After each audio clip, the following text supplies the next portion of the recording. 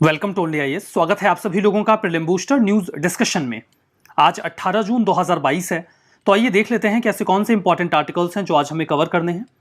आगे बढ़ने से पहले जानकारी है कोर्सेज के बारे में, जो कि ऑनलाइन और ऑफलाइन दोनों ही मोड्स में अवेलेबल हैं।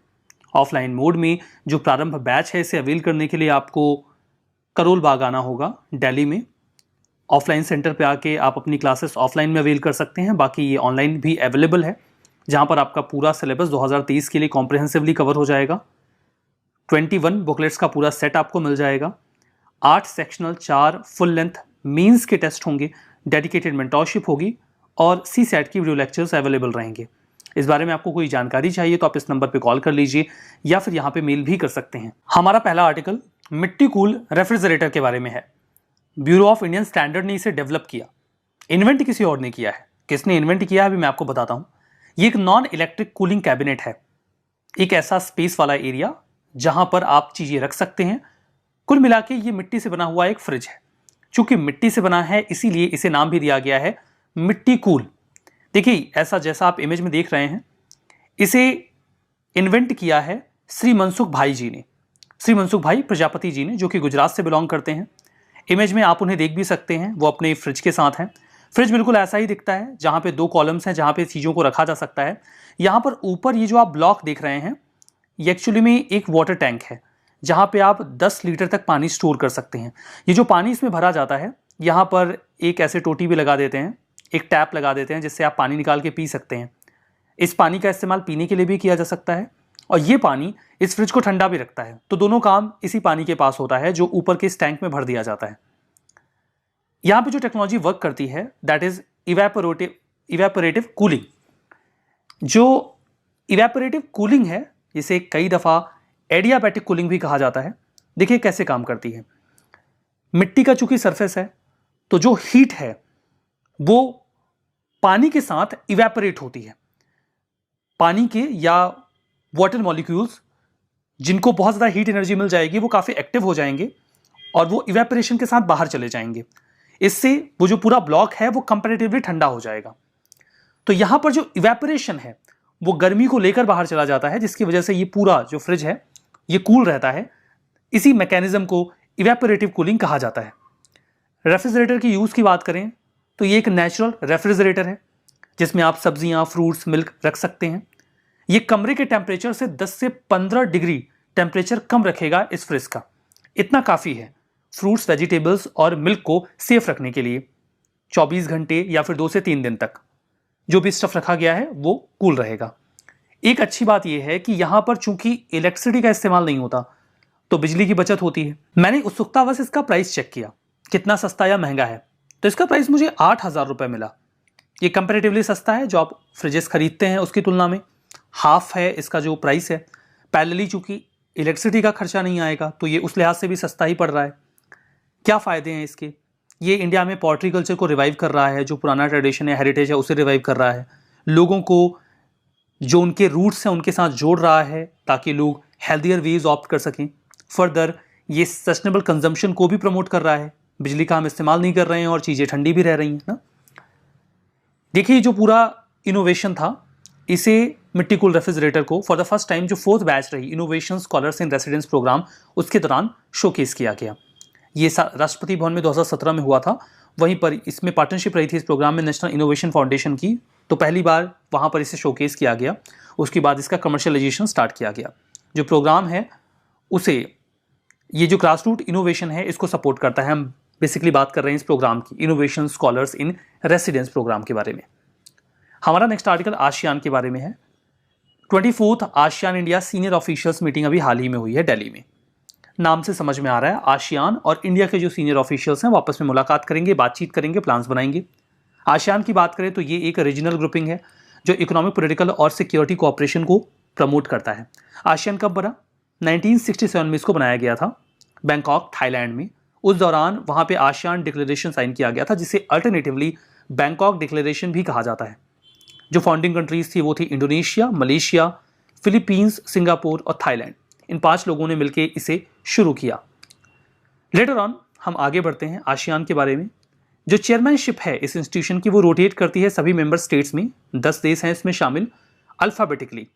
आसियान में जो 10 देश वर्तमान में हैं वो सभी साउथ ईस्ट एशियन स्टेट्स हैं। 2 Brunei, Cambodia, Indonesia, Laos, Malaysia, Myanmar, Philippines, Singapore, Thailand, Vietnam. अगर किसी ऑर्गेनाइजेशन में 10, 15, 20 तक भी मेंबर्स हैं तो आप उनके नाम याद रखिए, क्योंकि क्वेश्चन आपसे पूछा जा सकता है। उससे ज़्यादा हैं तो फिर आपको सारे नाम याद रखने की आवश्यकता नहीं है, कौन कौन सी कंट्रीज़ हैं। इतना याद रख लीजिए, इंडिया है कि नहीं है, चाइना है कि नहीं है, पाकिस्तान है कि नहीं है, इतना आप पता कर लीजिए, या यूएसए है कि नहीं है। तो ये 4-5 देश उसमें शामिल हैं या नहीं है वो देख लीजिए, इतने से बात बन जाती है। सिग्निफिकेंस की बात करें तो ये 650 मिलियन लोगों को अकोमोडेट करता है और ग्लोबल जीडीपी में 2.8 ट्रिलियन कंट्रीब्यूट करता है। इंडिया का 4th लार्जेस्ट ट्रेडिंग पार्टनर भी है आसियान। इंडिया और आसियान के बीच में 86.9 बिलियन का ट्रेड भी होता है। इस मीटिंग के बारे में बात करते हैं जो अभी हाल ही में हुई है। इस दौरान 30th एनिवर्सरी भी हमने सेलिब्रेट की, जो डायलॉग रिलेशंस है हमारे आसियान के साथ उसको लेके। सेकंड आसियान डिजिटल मिनिस्टर्स की मीटिंग अभी कुछ समय पहले हुई थी, जहां पे India ASEAN digital work plan 2022 भी तैयार किया गया था। हाइलाइट्स की बात करें तो देखिए, इंडिया आसियान मिलकर पॉलिटिकल सिक्योरिटी, इकोनॉमिक और सोशियो कल्चरल फील्ड में काम करने की कोशिश करते हैं, कोऑपरेशन स्टैब्लिश करते हैं। जो मीटिंग है उसमें कैसे ASEAN India plan of action जो 2021 से 25 के लिए बनाया गया है उसे कैसे इंप्लीमेंट किया जाए उस पर भी बातचीत हुई। देखिए, प्रश्न आया यहाँ पर कि इनमें से कौन से ऐसे देश हैं जिनका लिस्ट या नाम आपके सामने है जो आसियान के फ्री ट्रेड पार्टनर्स हैं। देशों के नाम हैं Australia, Canada, China, India, Japan और यूएसए। आपको बताना था कौन है और ऑप्शंस दिए गए थे। यहाँ पे सही जवाब है सी, 1, 3, 4 एंड 5। 1, 3, 4 एंड 5 ये देश आसियान के फ्री ट्रेड पार्टनर्स हैं, कनाडा और यूएसए नहीं है। हमारा नेक्स्ट आर्टिकल I2U2 इनिशिएटिव के बारे में है। I2U2 इनिशिएटिव जो है इसमें 4 देश शामिल हैं। I2 मतलब 2 I, पहला इंडिया के लिए और दूसरा इजराइल के लिए। U2 मतलब 2 U, पहला U यूएई के लिए और दूसरा यूएसए के लिए। इन चारों देशों का ये एक इनिशिएटिव है। इसकी पहली वर्चुअल समिट अभी जुलाई 2022 में होने वाली है। इसी रेफरेंस में ये न्यूज में है। I2U2 को इनिशियली फॉर्म किया गया अक्टूबर 2021 में अब्राहम अकॉर्ड के बाद। अब्राहम अकॉर्ड वही अकॉर्ड था जिसके तहत यूएई ने इजराइल के साथ में रिलेशंस को इंप्रूव किए, जहां पे दोनों ने मैरीटाइम सिक्योरिटी, इंफ्रास्ट्रक्चर और ट्रांसपोर्ट के फील्ड में रीजन में कोऑपरेट करने का प्लान बनाया। देखिए, 1994 के बाद ऐसा पहली बार हुआ कि किसी ये जो मिडिल ईस्ट की कंट्री है उन्होंने कोलैबोरेट किया इजराइल के साथ। उसी समय ये प्लान बना कि हम एक इंटरनेशनल फोरम बनाते हैं इकोनॉमिक कोऑपरेशन के लिए, जिसमें ये दोनों देशों के अलावा इंडिया और यूएस भी शामिल हो गए। इसे कई बार वेस्ट एशियन क्वाड के नाम से भी पुकार दिया जाता है। I2U2 इनिशिएटिव जो है इसमें इंडिया, इजराइल, यूएसए और यूएई है। ये ग्रेट अचीवमेंट है, जियोपॉलिटिकल चेंज है जो इस रीजन में हो रहा है। यूएई इजराइल के साथ कोलैबोरेट कर रहा है। दोनों अलग अलग एक्सिस पे रहने वाले देश हैं जो आपस में हमेशा एक दूसरे के प्रति तलखी रखते हैं। देखिए, इसके माध्यम से ये जो अलायंस है, जो पार्टनरशिप है वो थोड़ी स्ट्रांग हो सकेगी। इंडिया भी और अच्छी तरीके से इजराइल के साथ में रिलेशंस को स्टेबलाइज कर पाएगा और यूएई के साथ तलखी नहीं बढ़ेगी, क्योंकि यूएई खुद भी इसमें शामिल हो गया है। अब्राहम अकॉर्ड का एडवांटेज ये रहा कि इंडिया अब एडवांटेज ले सकता है इजराइल के साथ रिलेशंस को या एंगेजमेंट को और बढ़ा सकता है, और अरब स्टेट्स इस पर कम आपत्ति जताएंगे। मार्केट चूंकि इंडिया का काफ़ी बड़ा है तो ये देश इंडिया के मार्केट को एक्सेस कर पाएंगे। फर्दर इंडिया कुछ हाईटेक और हाईली सॉट आफ्टर गुड्स बनाता है। सॉट आफ्टर गुड्स ऐसे गुड्स होते हैं जो बहुत अच्छी क्वालिटी के हों या जिसकी चाहत लोगों में हो, तो इंडिया ऐसी चीज़ें बनाता है तो ये ग्रुपिंग उसका फ़ायदा उठा पाएगी। जो अलायंस है इसके माध्यम से ये काइंड ऑफ एक पॉलिटिकल या सोशल अलायंस के तौर पे काम करेगा। देखिए, प्रश्न 2016 में आया था आरसीईपी के बारे में कि आरसीईपी जो है ये ग्रुप है, ये किसके कॉन्टेक्स्ट में न्यूज़ में रहता है या रहा। इसका सही जवाब था आसियान। आसियान के रेफरेंस में ये न्यूज़ में था। हमारा next article 12th ministerial conference के बारे में है, WTO के। पहली मतलब for the first time in a decade WTO के जो मेंबर्स हैं उन्होंने हिस्टोरिक डील फाइनलाइज की है। ये इसमें जो भी डील्स रही हैं वो मोर एंड लेस इंडिया के फेवर में रही हैं। 12th मिनिस्ट्रियल कॉन्फ्रेंस जो अभी हाल ही में हुई है 12 से 16 जून के बीच में, उसी दौरान ये कुछ डील्स हुई हैं। इसमें कुछ जो इंपॉर्टेंट डिसीजंस लिए गए उन पर बात करते हैं। पहला तो है ट्रिप्स वेवर। काफ़ी बात चल रही थी कि दुनिया में हर देश के पास वैक्सीन नहीं पहुंच पा रही है, क्योंकि वैक्सीन के ऊपर इंटेलेक्चुअल प्रॉपर्टी राइट्स होते हैं और फिर इसके लिए जो प्रीमियम होता है वो भी पे करना पड़ता है। अगर आप उसका जो भी प्रॉपर्टी राइट है वो खरीद के, इंटेलेक्चुअल प्रॉपर्टी राइट खरीद के फिर आप वैक्सीन बना रहे हो तो वो महंगा भी हो जाता है, एक्सेसिबल भी नहीं हो पाता। इस प्रकार के राइट्स को रेगुलेट किया जाता है WTO के ट्रिप्स के द्वारा, यानी कि trade related intellectual property rights के द्वारा। अभी हाल ही में इसमें वेवर दे दिया गया है वैक्सीन के ऊपर। मतलब जो भी कोविड की वैक्सीन है उन्हें कोई भी देश डेवलप कर सकता है और उन्हें जो इन्वेंटर्स हैं जिन्होंने इस वैक्सीन को बनाया हुआ है उन्हें कोई प्रीमियम चार्ज नहीं देना पड़ेगा।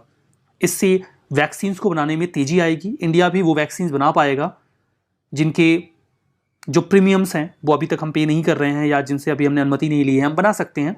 और उसके बाद मैन्युफैक्चरिंग तेज होगी और इसकी एक्सेसिबिलिटी भी लोगों तक बढ़ेगी।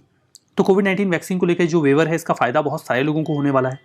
दूसरा है फूड सिक्योरिटी के मामले में अभी अलाउ कर दिया गया। देखिए, एक चीज़ ये कही गई है कि अगर यहाँ पर वर्ल्ड फूड प्रोग्राम किसी देश को अनाज कह रहा है देने को कि हमें अनाज चाहिए, जो कि नॉन कमर्शियल पर्पज से वो मांग रहे हैं, ह्यूमैनिटेरियन पर्पज से, कहीं पे फूड की कमी है वो आपसे अनाज लेके वहाँ पे पहुँचाएंगे, तो कोई देश उनको मना नहीं करेगा।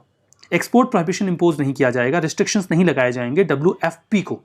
हालांकि आप अपनी इंटरनल फूड सिक्योरिटी नीड को प्रायोरिटी दे सकते हैं। आपके पास सरप्लस नहीं है तो आप मना कर सकते हो, लेकिन है तो आप रिस्ट्रिक्शन नहीं लगाओगे, आप WFP को दोगे। दूसरा ये है कि जो एग्री सब्सिडी इंडिया देता है अपने यहाँ, उसको लेकर भी अभी रोक नहीं लगाई गई है, तो ये भी इंडिया के लिए एक पॉजिटिव आउटकम है। ई ट्रांसमिशन मोराटोरियम को कंटिन्यू रखा गया है। हालांकि इंडिया चाहता था कि मोराटोरियम हटा दिया जाए, बट हम इसे इसलिए नहीं कहेंगे कि इंडिया के अगेंस्ट में है, क्योंकि ये तो चला आ रहा है। ई ट्रांसमिशन मोराटोरियम पे हमने इसके पहले एक आर्टिकल डिस्कस भी किया था, जिसमें मैंने आपको बताया था कि कई सारी चीज़ें होती हैं जिनके ई ट्रांसमिशन पे किसी भी प्रकार का कोई कस्टम ड्यूटी नहीं लगता। जैसे कोई भी आप सॉन्ग किसी एक देश का दूसरे देश में जा रहा है, ऑडियो बुक्स जा रही हैं, वीडियो गेम्स जा रहे हैं, एक देश में ये डेवलप हो रहे हैं, दूसरे देश में बेचे जा रहे हैं, कोई कस्टम ड्यूटी नहीं लगती। ये 90s में जो मोराटोरियम है वो दिया गया था। उसके बाद धीमे धीमे ये हो रहा था, क्योंकि उस समय इतना ई ट्रांसमिशन होता नहीं था ना। अब तो बुक्स भी देखिए ऑडियो बुक के फॉर्म में आने लगी हैं। इंडिया का चूंकि वीडियो गेम या म्यूजिक इंडस्ट्री काफ़ी डेवलप हो गई है, मूवीज़ की जो इंडस्ट्री है वो काफ़ी डेवलप हो गई है, तो यहाँ पर इंडिया चाहता है कि कस्टम ड्यूटी इंपोज की जाए, लेकिन जो WTO का ई ट्रांसमिशन मोराटोरियम है वो उसे अलाउ नहीं करता। इंडिया की डिमांड तो थी कि मोराटोरियम हटा दिया जाए, बट अभी से 2023 तक के लिए एक्सटेंड कर दिया गया है। खैर ठीक है, ये तो एग्जिस्टिंग चीज़ है जिसे कंटिन्यू कर दिया गया है। बाकी फिशरीज़ में जो सब्सिडी है उस पर कोई रोक नहीं लगाई गई है। ये कहा गया है जो इलीगल, अनरिपोर्टेड या अनरेगुलेटेड फिशिंग है उसे तो रोका जाएगा, लेकिन बाकी जो एरिया, मतलब जो आपका बॉर्डर एरिया भी है, जो मैरीटाइम बॉर्डर होता है, वहाँ पे भी आप फिशिंग कर रहे हो, कोई दिक्कत वाली बात नहीं है। तो कुल मिला के ये कुछ नए इनिशिएटिव्स हैं या जो रेगुलेशंस हैं वो आए हैं, मोरलेस इंडिया के फेवर में रहे हैं, तो अच्छी बात है। WTO की बात करें तो ये एक इंटरगवर्नमेंटल ऑर्गेनाइजेशन है जो इंटरनेशनल ट्रेड को रेगुलेट करता है। 1995 में इसे मराकेश एग्रीमेंट के तहत बनाया गया था। 124 देशों ने इसमें हिस्सा लिया था। इसके पहले गैट हुआ करता था, general agreement on trade and tariff, उसे ही रिप्लेस किया WTO ने 1995 में। 164 नेशंस अभी इसका हिस्सा हैं। 23 जो कंट्रीज हैं, गवर्नमेंट्स हैं, उनके पास ऑब्जर्वर स्टेटस है, जैसे ईरान, इराक, भूटान और लीबिया। हेडक्वार्टर है स्विट्जरलैंड के जिनेवा में। हमारा next article renewable 2022 global status report के बारे में है। रिन्यूएबल एनर्जी इंस्टॉलेशन 2021 में इंडिया को 3rd रैंक दिया गया है। मतलब किसने सबसे ज्यादा 2021 में रिन्यूएबल एनर्जी को इंस्टॉल किया? सबसे ज्यादा चाइना ने किया, फिर रशिया ने किया, उसके बाद इंडिया ने किया। अच्छी बात है। Renewable 2022 global status report publish की गई है REN21 के द्वारा, या REN 21 आप बोल सकते हो। रेन का फुल फॉर्म है रिन्यूएबल एनर्जी पॉलिसी नेटवर्क। 21 यहाँ पे 21st सेंचुरी को इंडिकेट करता है। REN 21 को बॉन 2004 में जब इंटरनेशनल कॉन्फ्रेंस हुई बॉन में, तो वहीं पर REN 21 को बनाया गया बॉन में। जो REN 21 है ये एकमात्र ग्लोबल रिन्यूएबल एनर्जी कम्युनिटी है जो कई सारे स्टेक होल्डर्स को शामिल करता है, गवर्नमेंट्स, NGO, इंडस्ट्रीज, और कोशिश करता है कि रिन्यूएबल सेक्टर को बढ़ावा मिले। जो कंट्रीज हैं वो शिफ्ट करें खुद को रिन्यूएबल एनर्जी में। रिपोर्ट क्या कहती है? रिपोर्ट ये बताती है कि 2021 में इंडिया ने 4 गीगावाट के रिन्यूएबल एनर्जी के प्रोजेक्ट्स इंस्टॉल किए हैं। पूरी दुनिया में 3146 गीगावाट के प्रोजेक्ट्स इंस्टॉल किए गए हैं, और ये पिछले साल की तुलना में 11% ज्यादा है। एक क्वेश्चन यहां पर है 2018 के प्रीलिम्स का। Momentum for change climate neutral now, ये इनिशिएटिव किसने लॉन्च किया? सही जवाब था UNFCCC सेक्रेटेरिएट ने। तो इस नेचर के प्रश्न आते हैं, तैयारी रहनी चाहिए। रिवीजन करते हैं। आसियान मेंबर्स हैं चाइना, इंडिया, क्रॉस कर दीजिए, ना तो चाइना है और ना ही इंडिया है। REN 21 2004 में बनाया गया, सही है। WTO हेडक्वार्टर्ड है फ्रांस के पेरिस में, स्विट्जरलैंड में है, तो ये गलत हो गया।